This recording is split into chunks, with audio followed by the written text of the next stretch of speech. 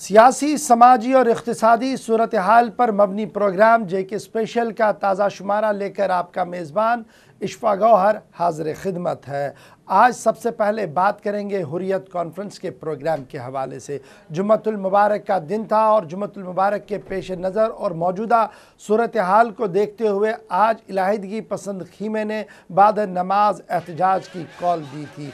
एहतजाज की कॉल को देखते हुए अगरचे मुख्तलिफ मकामात पर सिक्योरिटी को भी सख्त किया गया था, ताहम बाज़ मकामात पर मज़ाहमती क़यादत की तरफ से एहतजाजी मुज़ाहिरे निकाले गए और एहतजाजी मुज़ाहिरों के दौरान जहां मुख्तलिफ नाराबाजी की गई, वहीं अक़वाम आलम से रियासत जम्मू कश्मीर के मसले को हल करने के हवाले से भी बात की गई।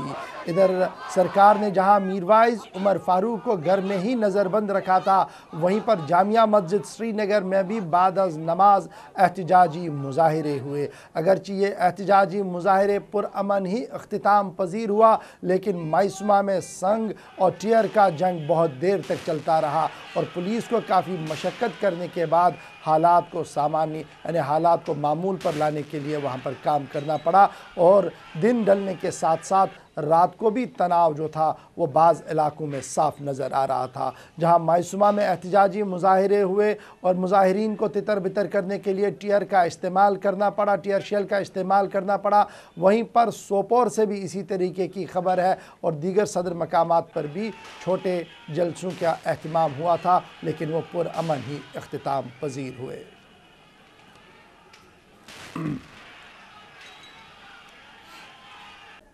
चलिए, हालात के बाद अब ज़रा सियासत की बात करें, क्योंकि रियासत की सियासत काफ़ी गर्म है, मुख्तलिफ मौज़ूआत ज़ेर बहस है। चंद्र प्रकाश गंगा का मामला अभी ठंडा नहीं हुआ था कि मेरठ से भी कुछ आवाज़ें आना शुरू हो गई है। उस बीच ये खबर आई कि जहां PDP BJP इत्तेहाद के अंदर सब कुछ ठीक नहीं है और दूरियां और तलखियां बढ़ रही है, उसी बीच अब भारतीय जनता पार्टी के कौमी सदर अमित शाह 2 दिन के दौरे पर जम्मू कश्मीर आ रहे हैं और जम्मू में पार्टी हेडक्वार्टर पर आज हंगामी सूरत हाल देखने को मिली, क्योंकि अचानक राम माधवन और अविनाश राय खन्ना जम्मू पहुंचे, जहां पर उन्होंने पार्टी लीडर से बात की और किस तरीके की हिकमत अमली बनानी और मीटिंग का एजेंडा फाइनल किया। वहीं पर माना जा रहा है कि रियासत और पीपल्स डेमोक्रेटिक पार्टी के सीनियर लीडर और रियासत के वज़ीर ख़जाना डॉक्टर हसीब द्राबू और भारतीय जनता पार्टी के कौमी जनरल सेक्रेटरी के बीच मुलाकात हुई और राम माधवन और डॉक्टर द्राबू के बीच मुलाकात के दौरान जहां मुख्तलिफ मामलात ज़ेर बहस लाए गए, वहीं पर काउंसिल चुनाव और CP गंगा और दीगर बयानात भी ज़ेर बहस लाए गए। इधर माना जा रहा है कि कौमी जनरल सेक्रेटरी राम माधवन ने आज गवर्नर से भी मुलाकात की, जिस दौरान रियासत की मजमूई सियासी सूरत हाल पर तबादले ख्याल किया गया। किस तरीके का हाल था भारतीय जनता पार्टी के जम्मू दफ्तर के अंदर और क्या प्रोग्राम है, पूरी तफसीलात के साथ हमारे साथी विनोद कुमार। भारतीय जनता पार्टी के राष्ट्रीय महासचिव राम माधव ने आज औचक दौरा किया और प्रदेश पदाधिकारियों से बातचीत की।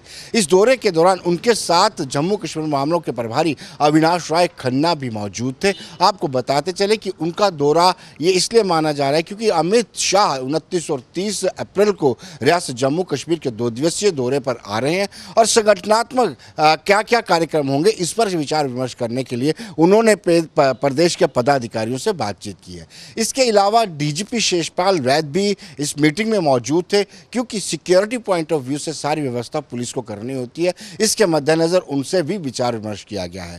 बैठक के दौरान ही डॉक्टर हसीब द्राबू जो फाइनेंस मिनिस्टर हैं और पीपल्स डेमोक्रेटिक पार्टी के कद्दावर नेता हैं, उनसे भी वो भी वहाँ पर मिलने आए और माना जा रहा है, जो सोर्सेज बता रहे हैं कि उन्होंने अपनी नाराज़गी व्यक्त करने के लिए ये मौका ढूंढा था और उन्होंने पार्टी मुख्यालय में आकर के राम माधव से बातचीत की है और राम माधव से कहा है कि जो भारतीय जनता पार्टी की प्रदेश इकाई ने MLC के चुनावों के दौरान किया है वो ठीक नहीं है, कोलिशन धर्मा का पालन नहीं किया गया है। आप सब जानते हैं कि MLC की इलेक्शन को लेकर के पीपल्स डेमोक्रेटिक पार्टी और भारतीय जनता पार्टी के बीच में तय हुआ था कि कश्मीर की सीट पर वो वोट नहीं कास्ट करेंगे, वो वोट उनके फेवर में कास्ट करेंगे और जम्मू में जो एक PDP की सीट है वो उसको जिताने के लिए उसको सुनिश्चित करेंगे। लेकिन आफ्टर ऑल रिजल्ट में कुछ और ही हुआ। कश्मीर की सीट भी भारतीय जनता पार्टी के पाले में आई और जम्मू की सीट जिसमें विक्रम रंधावा जीत गया है। माना जा रहा है कि इस पर ऐतराज़ जाहिर किया गया और दूसरा ऐतराज़ ये भी जाहिर किया गया है कि जो कैबिनेट मिनिस्टर चंद्र प्रकाश गंगा ने स्टेटमेंट दिया स्टोन पेल्टर्स को लेकर के, यहाँ और ऐसे लोगों को उन्होंने कहा कि जो लातों के भूत है वो बातों से नहीं मानते हैं, इस पर भी ऐतराज़ जाहिर किया गया है। लेकिन साथ साथ आपको बताते चले कि राम माधव ने राज्यपाल एन वोरा से भी विस्तार से बातचीत की है और उनसे जाना है कि रियासत जम्मू कश्मीर के हालात किस कदर हैं और क्या किया जाना चाहिए और क्या हो रहा है। कैमरामैन कुलदीप के साथ विनोद, पार्टी मुख्यालय भारतीय जनता पार्टी जम्मू से। जहां आने वाले 2 दिनों के दौरान मीडिया की नज़रें जम्मू पर रहेंगी, क्योंकि कौमी सदर भारतीय जनता पार्टी के अमित शाह जम्मू के अंदर रहेंगे, पार्टी लीडर्स से मिलेंगे, पटनी टॉप और डोडा भी जाएंगे। वहीं पर जम्मू से ये खबर भी आ रही है कि नेशनल पैंथर्स पार्टी ने भी वहां पर एहतजाजी मुजाहिरा किया, मुजाहिरा सरकार के ख़िलाफ़ किया और सरकार को हुर्रियत क़यादत के दबाव के तहत आने पर इल्ज़ाम आयद करते हुए कहा गया कि हुर्रियत के दबाव के तहत बाज़ औक़ात सरकार फ़ैसला ले रही है और जिस तरीके से सरकार ने अब आर्मी के ख़िलाफ़ FIR दर्ज किया है वो दरअसल उसी इलाहिदगी पसंद खीमे की आवाज़ है जो वादी के अंदर काम कर रही है। उन्होंने जहां गवर्नर रूल का भी मुतालबा किया, वहीं पर सिक्योरिटी फोर्सेस सिक्योरिटी अफवाज की पीठ थपथपाते हुए कहा कि पूरा मुल्क सिक्योरिटी अफवाज के पीछे खड़ा है। जो अलगाववादी है, जो राष्ट्र विरोधी तत्व है, जहां उनको खुली छूट दी जा रही है, वहां आर्मी के खिलाफ केसेस रजिस्टर किए जा रहे हैं जो किसी भी कीमत पे बर्दाश्त नहीं किया जा सकता है। हम सरकार से ये मांग करना चाहते हैं कि उनके खिलाफ जितने भी केसेस सिक्योरिटी मैन के खिलाफ दर्ज किए गए हैं वो जल्द से जल्द जो है वो विड्रॉ किए जाने चाहिए, क्योंकि राष्ट्रवादी लोग किसी भी कीमत पे ये बर्दाश्त करने के लिए तैयार नहीं है। और हम ये भी कहना चाहते हैं कि बीजेपी PDP सरकार क्योंकि ये सेपरेटिस्ट एजेंडा को जम्मू कश्मीर में प्रमोट कर रही है, इसको फौरन से पेशतर जो है वो डिसमिस किया जाना चाहिए और ये मुहिम जो है अगर ऐसा नहीं होता है और उग्र रूप आने वाले वक्त में धारण करें। बात हो रही है रियासत की सियासत की और रियासत की सियासत के अंदर बयानात और काउंटर बयानात का सिलसिला जारी है। चंद्र प्रकाश गंगा के बयान को लेकर जहां मुख्तलिफ तबका फ़िक्र के लोगों की तरफ से रिएक्शन भी सामने आ रहा है और माना जा रहा है कि इस तरीके के बयानों से हालात मज़ीद अबतर होंगे, वहीं पर मीरठ में अब नया विवाद शुरू हुआ है और मीरठ से ये खबर आ रही है कि मीरठ में मुख्तलिफ मकामात पर बैनर्स और होर्डिंग्स को नस्ब किया गया है, जिसमें नव निर्माण सेना के सदर ने जम्मू कश्मीर से ताल्लुक़ रखने वाले कश्मीरियों को वहां से निकलने की बात कही है। यूपी के मीरठ से ये आवाज़ उठने के साथ ही मुख्तलिफ सियासी हलचल भी देखने को मिली। न सिर्फ जम्मू कश्मीर की सियासत को लेकर नव निर्माण सेना को एतराज़ है, बल्कि जम्मू कश्मीर बैंक की कारकर्दगी पर भी आज इन्होंने सवालात उठाए। कश्मीरी के बारे में एक ही बात कही जा सकती है कि ये जहां भी रहते हैं वहां गंदगी फैलाते हैं, गंदा करते हैं। हमने ये कहा है इनसे कि आप उत्तर प्रदेश से चले जाइए, अगर उत्तर प्रदेश से आप लोग नहीं जाएंगे तो फिर हम विरोध करेंगे। उत्तर प्रदेश के लोगों से, हमारा उत्तर प्रदेश नवनिर्माण सेना जो संगठन है उसके कार्यकर्ताओं से हमने अपील की है कि जन जागरण करिए, लोगों के बीच में जाइए, इनकी दुकानें बंद कराइए, इनको कॉलेज में जो एडमिशन दिया है, कॉलेज के मालिकों से भी हम कह रहे हैं इनको एडमिशन देना बंद करिए और इनके साथ लेन देन किसी भी प्रकार का बंद करिए, इनको किराए पे कमरा मत दीजिए, इनके साथ व्यवहार मत करिए, व्यापार मत करिए, इनके साथ बिल्कुल बाइकाट कर दीजिए। कश्मीरियों का बाइकाट उत्तर प्रदेश से होना चाहिए ताकि ये यहाँ से चले जाएं। कश्मीरियों को यहाँ से दौड़ा के भगा के हम उत्तर प्रदेश से कश्मीरियों को निकाल देंगे, या तो खुद निकल जाएं, इनका बाइकाट करेंगे। और एक बैंक इनका जम्मू एंड कश्मीर बैंक, जितने बैंक उत्तर प्रदेश में जम्मू एंड कश्मीर बैंक हैं उन बैंकों पे ताले लगाएंगे और हमारे लोग धरना देके बैंकों के सामने बैठेंगे, बैंकों को नहीं चलने देंगे। जो हमारे लोगों के, उत्तर प्रदेश के लोगों के खाते इनके बैंकों में, उनको अपने वापस खत्म कराएंगे, FD तुड़वाएंगे। और जो ये सुभारती यूनिवर्सिटी में, बाकी दीगर इंस्टीट्यूट में, संस्थानों में, कॉलेजेस में पढ़ने वाले कश्मीरी छात्र हैं और यहाँ व्यापार करने वाले छात्र हैं, कान खोल के सुन ले, ये चेतावनी है कि अब तुम्हें यहाँ से जाना पड़ेगा, उत्तर प्रदेश में तुम्हारे लिए कोई स्थान नहीं है। नवनिर्माण सेना के चीफ की बात अपनी जगह, लेकिन खबरें ये भी आ रही है कि तालिब इल्मों को मुख्तलिफ बहानों पर तंग किया जा रहा है और रियासत के तालिब इल्म जो मुल्क के दीगर मकामात पर ज़ेर तालीम है उन्हें इताब का शिकार भी बनाया जा रहा है। और यही वजह है कि आज वज़ीर दाखिला राजनाथ सिंह बड़ी सख्ती के साथ इस पर बोले और उन्होंने ये कमिटमेंट दोबारा दोहराई कि जम्मू कश्मीर के तालिब इल्म मुल्क के अंदर महफूज है और सिस्टम उन्हें तहफ़्फ़ुज़ फराहम करेगा। उन्होंने साफ किया कि उन्होंने सभी वज़राए आला को ये हिदायत जारी किए हैं कि जम्मू कश्मीर के तालिब इल्मों को हर मुमकिन ताउन और मदद फराहम किया जाए। मुझे कल शाम को यह जानकारी प्राप्त हुई कि देश के एक दो हिस्सों में कहीं पर हमारे कश्मीर के कुछ नवयुवकों के साथ किसी ने बदसलूकी की है। मैं सभी मुख्यमंत्रियों से मैं अपील करता हूं कि यह सुनिश्चित करें कि किसी भी कश्मीरी नवयुवक के साथ कोई बदसलूकी देश के किसी भी हिस्से में नहीं होनी चाहिए, क्योंकि वह भी भारत के एक सम्मानित नागरिक हैं। और इस सच्चाई को भी कोई नकार नहीं सकता है कि भारत की सुरक्षा और भारत की समृद्धि में हमारे कश्मीर के भी बहुत सारे नौजवान अपना योगदान दे रहे हैं। मैंने आज गृह सचिव को भी कहा है कि इस संबंध में सभी राज्यों को तुरंत एडवाइजरी जारी कर दी जाए। और मैं पुनः अपनी बात पर बल देना चाहता हूं, यदि जो घटनाएं हुई हैं वो बहुत ही दुर्भाग्यपूर्ण है, उसकी मैं निंदा करता हूं। लेकिन कोई भी यदि कश्मीरी बच्चों के साथ यदि किसी प्रकार की बदसलूकी करता है तो उसके खिलाफ कठोर कार्रवाई की जाए। मैं सभी नौजवानों से भी अपील करना चाहता हूं, उन्हें भी वो अपना भाई माने। वो अपने देश के नागरिक हैं, अपने ही परिवार के सदस्य हैं। इस हकीकत को लोगों को समझना चाहिए। ये तो कौमी मामला है और कौमी सियासत है, लेकिन रियासत की सियासत किस तरीके से खामोश बैठे और जिस तरीके के हालात अभी बने हुए हैं, काबीना का वज़ीर का बयान सामने आया है और राम माधवन के ट्वीट और बयानात सामने आ रहे हैं। इस पर अगरचे हिज़्ब इख्तिलाफ भी बयानात दे रही है, लेकिन हिज़्ब इख्तिदार के मेंबरान ने भी खुलकर इसकी मुखालफत की है और कहा कि बैटल ऑफ आइडियाज़ को बंदूक के बलबोते पर नहीं दबाया जा सकता है। अल्ताफ़ बुखारी का ये बयान आज रात देर गए सामने आया है। लेकिन हिज़्ब इख्तिलाफ के सीनियर लीडर अली मोहम्मद सागर का मानना है कि सरकार को बहुत बार सुधरने का मौका भी दिया गया, लेकिन एजेंडा ऑफ अलायंस की जो बातें की गई थी अगर उसे कहीं इम्प्लीमेंट किया गया होता तो शायद आज ये हालात नहीं होते। उन्होंने कहा कि मुफ्ती मोहम्मद सईद को भी अपोजिशन और हिज़्ब इख्तिलाफ ने पूरा ताउन दिया और महबूबा मुफ्ती की सरकार को भी हर मुमकिन ताउन फराहम किया जा रहा है, लेकिन हालात इतने ख़राब है कि गवर्नर इंतज़ामिया को नाफिजुल अमल बनाना और गवर्नर रूल को इन्फोर्स करना अब वक्त की अहम ज़रूरत बन गया है। मेरे ख्याल में ठीक नहीं है कि बड़ी गैर जिम्मेदाराना बयान है। इस वक्त जब कि सारे कश्मीर में हमारे बच्चे प्रोटेस्ट कर रहे हैं जो पुलवामा में वाक़ा हुआ, और उसके बाद जो हालात भी ठीक नहीं है, ये सरकार भी जानती है और सारे लोग भी जानते हैं। और इस दौरान ऐसा इश्तिहाल अंगेज़ बयान देना, भड़काऊ बयान देना जिससे किसी के जज्बात मजरूह हो जाए, मेरे ख्याल में ठीक नहीं है।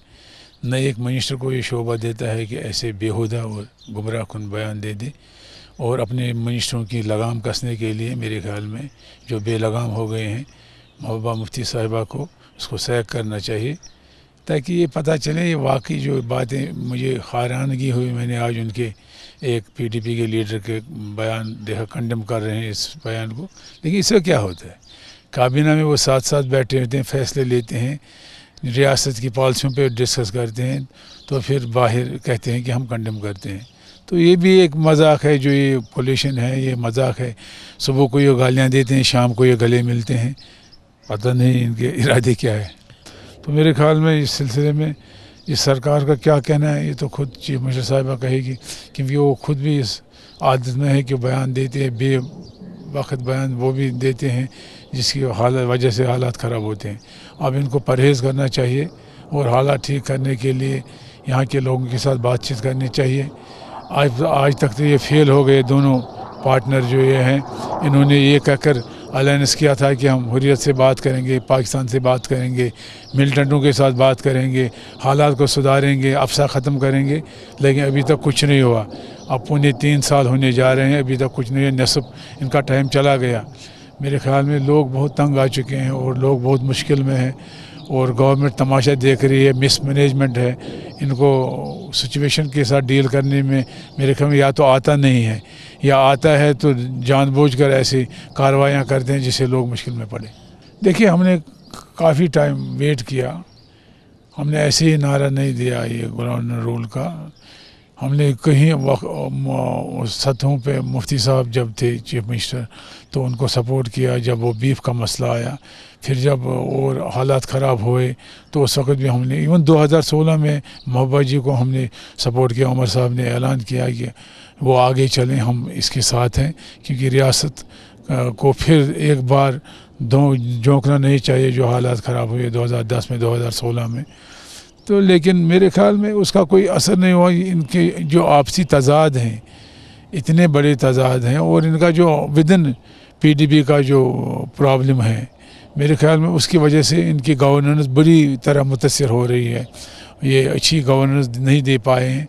मैंने असेंबली में भी कहा था कि चलो एजेंडा बैलेंस तो आप भूल गए हैं, वो तो उसमें यू टर्न कर दिया आपने, कम से कम अच्छी गवर्नेंस तो दे दो। अभी ये कह रहे हैं डेवलपमेंट हो रही है, कहाँ हो रही है डेवलपमेंट, जरा दिखाएं कश्मीर में क्या हो रहा है, कौन सी डेवलपमेंट हो रही है। और इस तरह जो आपने फरमाया, सही फरमाया, इनके लीडरों की तरफ से ये उल्टे बयान आते हैं, उसे और आग घी का काम करती है आग में। मेरे ख्याल में परहेज़ करना चाहिए, हालात को ठीक करने में काम करना चाहिए, वही हम सब के लिए बेहतर है। चलिए अब ज़रा बात करें लॉ एनफोर्समेंट एजेंसीज़ की, जम्मू कश्मीर पुलिस की, जिनके ऊपर काफ़ी जिम्मेदारियां भी हैं और जो काफ़ी महाजों पर काम भी कर रहे हैं।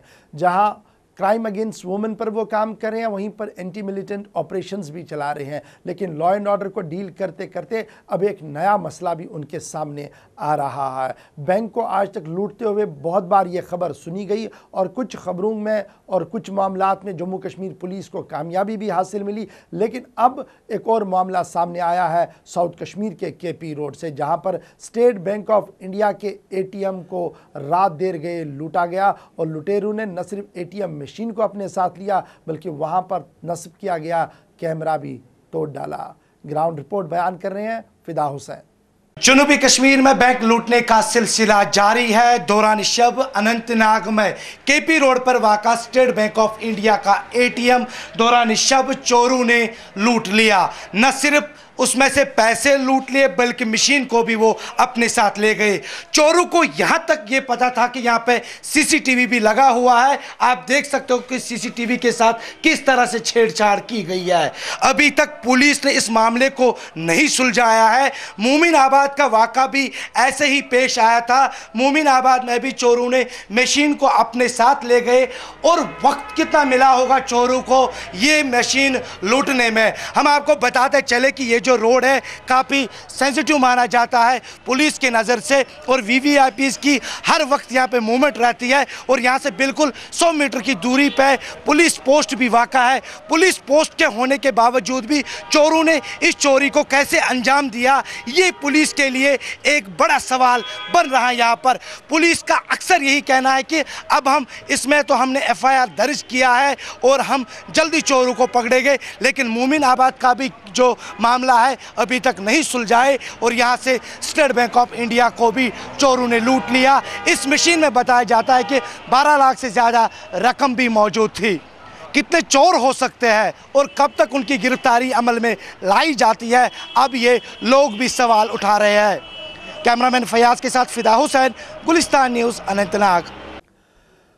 अब ज़रा बात करें रियासत के नौजवानों की, जो मुख्तलिफ मामलात और मुख्तलिफ मराहिल से गुज़र तो रहे हैं, संग का जंग भी लड़ रहे हैं, लेकिन अपने बलबूते पर और रियासती हुकूमत के ताउन से मुख्तलिफ मार्के भी तय कर रहे हैं। और अगर खेल शोबे की हम बात करें तो इस साल और पिछले साल के दौरान लगातार इस तरीके से खबरें आई कि रियासत का नौजवान नए मार्के तय कर रहा है। एहतिशाम एक नौजवान और उभरता हुआ खिलाड़ी एथलीट जो अब फ़िलिपाइन जा रहा है और फ़िलिपाइन में वहाँ पर वो जो ट्राई मैराथन है ट्राई मैराथन में हिस्सा भी लेने जा रहा है। लेकिन बड़ी बात यह है कि जम्मू कश्मीर और पूरे मुल्क से 2 ही लोग इस मैराथन के लिए सिलेक्ट किए गए हैं और जहां उन्हें ये उम्मीद है कि अब मुल्क का नाम वो ज़रूर रोशन करेंगे, वहीं पर उम्मीद ये भी है कि ग्राउंड पर जो बुनियादी सतह पर काम करना है स्पोर्ट्स एक्टिविटीज़ के लिए वो भी बेहतर होंगी। इरफान फाजिल ने तफसीली गुफ्तगू की है एहतशाम के साथ, आइए देखते हैं। आज हम एक और नौजवान से बात करेंगे जो एक अच्छे एथलीट है और साथ ही साथ जी हाँ काफी सारे मैराथन्स में हिस्सा लिया है और स्पोर्ट्स के हवाले से देखें तो बहुत अच्छा कंट्रीब्यूशन है। ओवरऑल इंटरनेशनल लेवल के हवाले से देखा जाए तो कुछ ऐसे खिलाड़ी रियासती जम्मू कश्मीर से बाहर तो हैं जो कहीं ना कहीं क्रिकेट को लेकर, फुटबॉल को लेकर मार कमा रहे हैं। अब बात हमें पता चली है कि अब ऐसे 2 नौजवान है रियासती जम्मू कश्मीर के जो अभी ट्रायथलॉन के लिए यानी मैराथन के लिए जा रहे हैं और उसके साथ साथ एक नौजवान हमारे साथ मौजूद है जिनका नाम है एहतशाम। आपका वेलकम करूंगा एहतशाम। Thank you. अस्सलाम वालेकुम। मैं जानना चाहूंगा कि सबसे पहले कि ओवरऑल अपने बारे में थोड़ा सा ब्रीफिंग दे, आप कहां से हैं और आपने स्पोर्ट्स को कब से रुचि बनाया? जी मेरा नाम एहतशाम फयाज खान है। मैंने अपनी स्कूलिंग बर्नहॉल स्कूल से कंप्लीट करी है। अभी रिसेंटली मैंने अपना 12th पास आउट किया है। स्पोर्ट्स में मेरा इंटरेस्ट क्लास 3 से रहा है। जब मैं पहली बार स्नो स्की के लिए घर से बाहर आया था, अपना कोर्स कंप्लीट करने आया था मैं, तो क्लास 3 से मैं स्नो स्कीइंग में इन्वॉल्व हुआ। फिर उससे घर से बाहर निकलना शुरू हुआ धीरे धीरे। उसके बाद मैं रॉक क्लाइंबिंग में आया, उसमें मेरा ब्रॉन्ज मेडलिस्ट आया हूँ मैं अभी। उसके बाद थोड़ा मैराथनिंग शुरू हुई। फिर मैं अपने कोच से मिला जिनका नाम रियाज अहमद वानी साहब है। उन्होंने मेरे को स्विमिंग में थोड़ा इंट्रोड्यूस करवाया कि बोला no you have the calibre, आप कर सकते हो। तो धीरे धीरे ये स्पोर्ट्स फील्ड में मैं काफ़ी अंदर तक घुस गया। काफ़ी सारे स्पोर्ट्स में इन्वॉल्व हो गया जिसमें रॉक क्लाइंबिंग में आता है, स्नो स्कीइंग आता है, अल्ट्रा मैराथन्स आते हैं। पिछले साल फॉर एग्जांपल पैट फार्मर आए थे, he is a former minister Australia. उनके साथ मैंने लास्ट लेग उनकी कंप्लीट की थी अल्ट्रा मैराथन की, namely spirit of India. I ran along with him from Jawahar tunnel to Nishat Bagh. It was approximately 107 kilometres. तो और भी काफ़ी सारे स्पोर्ट्स है, स्विमिंग हो गया, साइकिलिंग हो गया, ट्रैकिंग, कैंपिंग, माउंटेनियरिंग। एहतशाम अभी रिसेंटली आपको फिलीपाइंस जाना है, ट्राई मैराथन हो रहा है और रियासत जम्मू कश्मीर से खाली 2 ही लड़के सिलेक्ट हुए हैं। किस तरह अपॉर्चुनिटी मिली और क्या प्लानिंग है?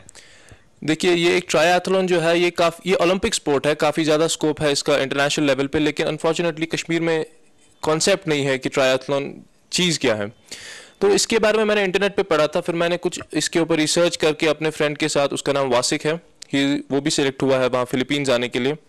He is already in Philippines, वो वहाँ पे MBBS कर रहा है अपना। तो मैंने और उसने फिर अपना रिज्यूमे उनको भेजा विद एन एप्लीकेशन और अपना सारा स्पोर्ट्स बैकग्राउंड कि we desire to participate in your event. कुछ दिनों बाद हमारा रिज्यूमे एक्सेप्ट हुआ and according to Davao federation it is for the first time any Indian is invited for the event, और वो भी हम दोनों कश्मीर से, श्रीनगर से ताल्लुक़ रखते हैं। ये हमारे लिए काफ़ी फ़ख्र की बात है कि पहली बार इंडिया से अगर कोई जा रहा है उनके इवेंट में। ड्यूरोमैन BPI कार्ड्स करके ट्रायथलन का नाम रखा हुआ है। Triathlon basically it's a combination of 3 sports, swimming, cycling and running. हमारे कंपटीशन में स्विमिंग 2 किलोमीटर का है, उसके बाद cycling 40 kilometres and running 10 kilometres. ये तीनों आपको साइमल्टेनियसली कंप्लीट करने हैं और आपकी बेस्ट टाइमिंग ली जाएगी। तो हमारी पूरी यही कोशिश रहेगी कि अपना बेस्ट दे, उनको भी दिखाएं कि कश्मीर के बंदों में टैलेंट है। अपनी तरफ से पूरी कोशिश रहेगी कि मैं जानना चाहूंगा कि ओवरऑल अगर देखें तो आप वाकई काबिल है कि काफ़ी लॉन्ग टाइम से स्पोर्ट्स के साथ जुड़े हैं।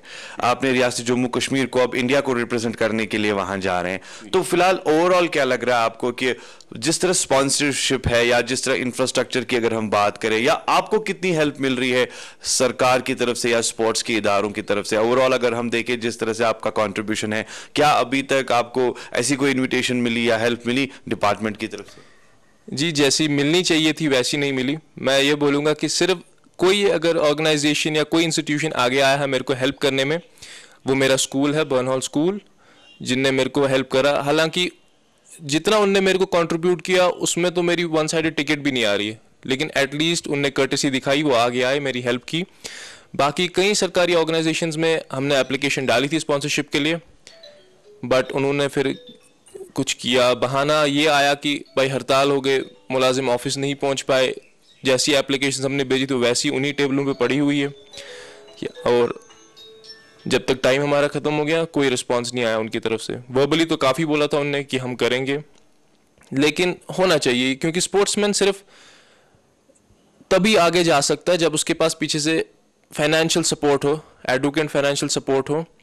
हमारा फॉर एग्जांपल इवेंट है, इसमें साइकिलिंग भी इंक्लूड होता है। इसमें सिर्फ एक solo cycle it cost something around 2 to 2.5 lakh rupees. तो एज अ स्टूडेंट मेरे लिए काफ़ी आउट ऑफ बजट जा रहा है, लेकिन अब अपनी फैमिली का सपोर्ट है हम दोनों के पास, और मेरे को स्कूल ने थोड़ा बहुत कंट्रीब्यूट किया है। अब रियासती जम्मू कश्मीर को रिप्रेजेंट कर रहे हैं, इंडिया को रिप्रेजेंट कर रहे हैं, तो क्या अपील होगी आपकी स्पोर्ट्स मिनिस्टर से ओवरऑल, क्योंकि आप में एक टैलेंट है, वो विंग उनने देखा और आपको सिलेक्ट किया है, अब क्या अपील करना चाहेंगे आप उनसे? मेरी बस यही अपील रहेगी कि सिर्फ मेरे लिए नहीं, सिर्फ वासी के लिए नहीं, कोई काफ़ी सारा पोटेंशियल है कश्मीर में, सो प्लीज़ इनको अपॉर्चुनिटी दे। ये कुछ कश्मीर का नाम काफ़ी आगे ले जा सकते हैं, पूरी कोशिश रहेगी हमारी भी, लेकिन कम से कम एक चांस दे इनको, टेस्ट करने का, अपने आप को देखने का एक चांस दे। इनको सपोर्ट चाहिए, पूरा नहीं, कम से कम किसी हद तक हो जाए तो काफ़ी बेटर रहेगा। Thank you. नाज़रीन, अगर हम बात करें तो आज हमने बात की जी हाँ एक ऐसे खिलाड़ी से जिनका ये मानना है कि अपनी तरफ से तो हम पूरी कोशिश कर रहे हैं, मगर अगर इस तरह का टैलेंट वादी कश्मीर में हो और खुसूसन जम्मू कश्मीर के साथ साथ नेशन को रिप्रेजेंट कर रहे हैं, इंटरनेशनल लेवल तक ये पहुंच चुके हैं, सरकार से इनकी थोड़ी सी अपील ये भी है कि इनकी ओर भी तवज्जो दिया जाए ताकि रियासती जम्मू कश्मीर के नौजवान कल इंटरनेशनल मार्क दुनिया भर में कमाए और रियासत का नाम रोशन करे। विद वीडियो जर्नलिस्ट समीर वानी के साथ इरफान फाजिल, गुलिस्तान न्यूज़, श्रीनगर कश्मीर। चलते चलते अब ज़रा पाकिस्तान की खबर बताते चलें, जहां कल रात देर गए पाकिस्तान के सुप्रीम कोर्ट ने पानामा पेपर लीक्स पर अपना फैसला सुनाया और JIT बनाने का हुक्म सादिर किया। JIT का हुक्म क्या सादिर हुआ कि PMLN के अंदर काफ़ी खुशियों की लहर दौड़ पड़ी, क्योंकि 2 महीने का वक्त और मिला है। वहीं पर नवाज़ के जो मुखालिफिन हैं उन्होंने सवालात उठाना शुरू किया है।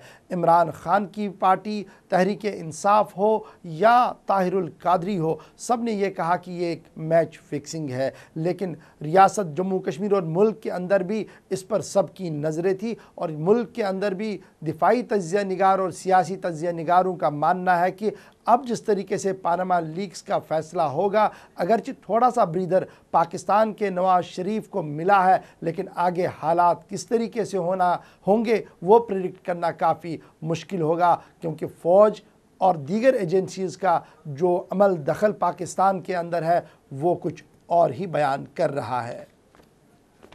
You know, judgment was splitted. 3 judges were in favor of further investigation, or 2 were, wanted to blame him for all these things. His position has weakened ever since the Panama leaks appeared in the newspapers. His party has lost considerable support, and in the opposition, Imran Khan is gaining ground in Punjab province.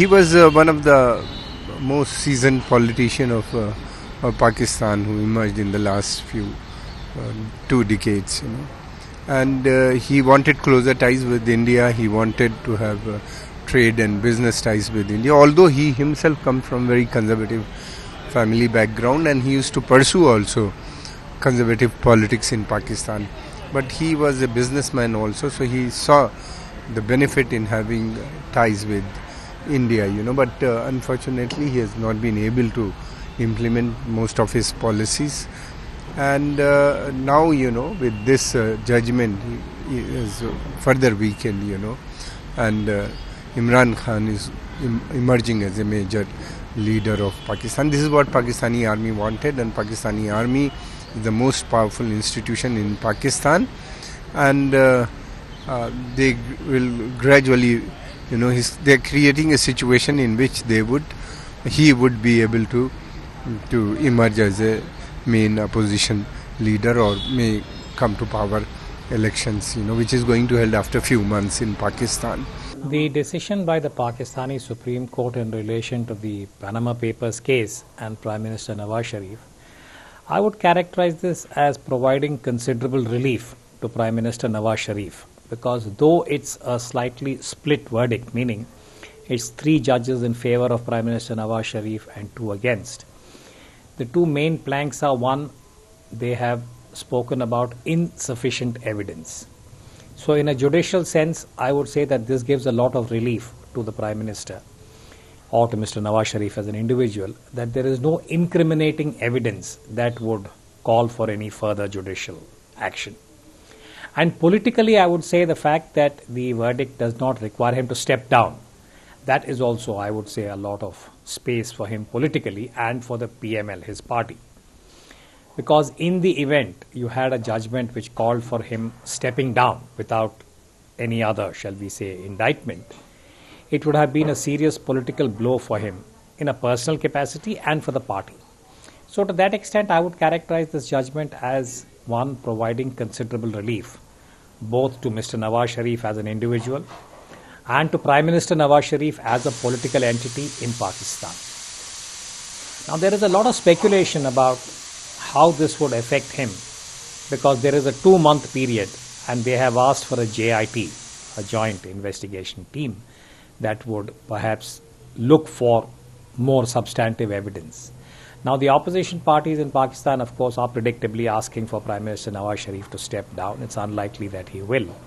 But as of now, I would say that the kind of status quo that is prevailing in Pakistan between the military and his government and the Prime Minister's office in Pakistan, I don't expect that would change in any dramatic way. Yes, 2 months down the road, if there is some other, shall we say, incriminating evidence, then of course it will be a different story. On current balance, it seems unlikely. But the wild card is, what is it that the opposition parties may decide to do? Because Pakistan has a history where the opposition parties, sometimes with the tacit support of the military or a wink and a nod from the military, have brought the country to a halt by using the street.